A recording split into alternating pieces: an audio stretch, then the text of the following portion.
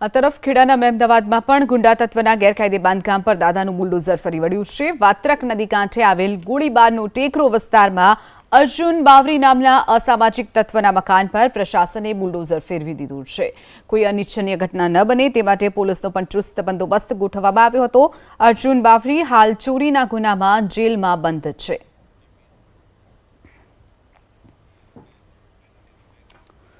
પાલનપુરના ગણેશપુરામાં ગેરકાયદે દબાણ ઉપર ફર્યું પ્રશાસનનું બુલડોઝર। બહુચર માતા મંદિર નજીક 8 રહેણાંક મકાનોને પ્રશાસનની ટીમે તોડી પાડ્યા।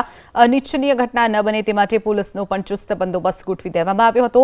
જોકે પ્રશાસનની દબાણ હટાવવાની કામગીરીથી 8 પરિવારો નોંધારા બન્યા છે। રહીશોનો આરોપ છે કે નોટિસ 10 એપ્રિલની આપી હોવા છતાં અચાનકથી પ્રશાસનની ટીમે આવી અને તેમના આશિયાનાને તોડી નાખ્યા છે।